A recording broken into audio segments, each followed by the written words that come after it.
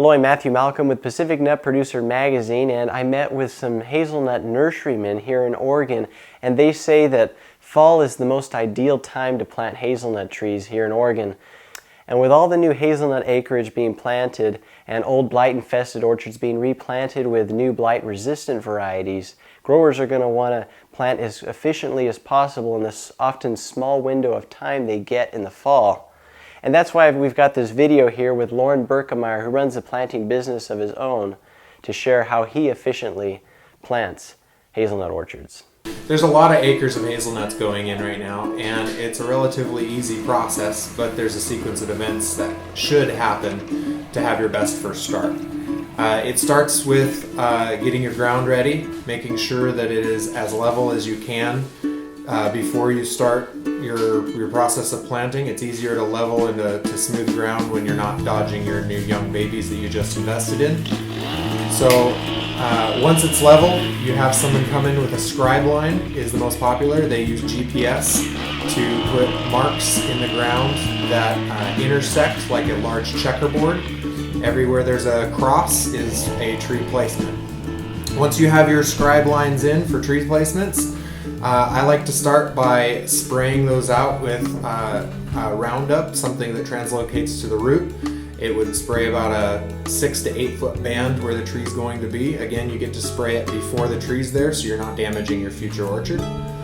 And once the spray has worked and it's done its job, you would go in and flag where you want the pollinizers. Typically, Oregon State University will recommend 3 varieties of pollen to meet the orchard's need. And that goes in a certain grid so you have good coverage of all 3 different types of pollen.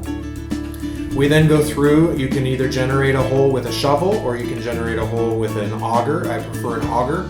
Shovel is a lot slower, a little bit more thorough. It's about 200 holes per day per man, whereas an auger you can get 800 to 1,000 holes per day per man. You generate your hole, you place a tree in it so that the roots are facing down. You don't want them to teacup, as in hitting the bottom of the hole and then deflecting back towards the sky. You want them all centered or flat.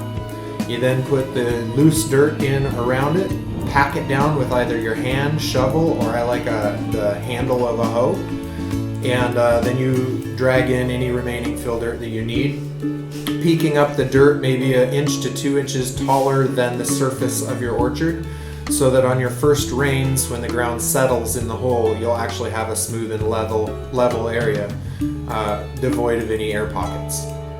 The last thing I do is I go through the orchard and I top each tree by making a cut at 34 inches, and that leaves you with a uniform width across the entire orchard.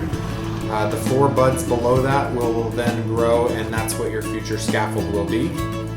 The last step would be to take a mulch media, and you want to lay down about a 2-inch thick barrier over the ground around the tree area, about the size of a large pizza, and that helps with moisture retention, and it may potentially help with pre-warming the dirt as the spring sun hits that dark media and helps the root start to initiate growth. Beyond that, you're off to the races. You're a new hazelnut grower, and now you just have to maintain your orchard level and to play with your herbicides to keep down any unwanted plant growth. Thank you, Lauren, for the step-by-step direction there.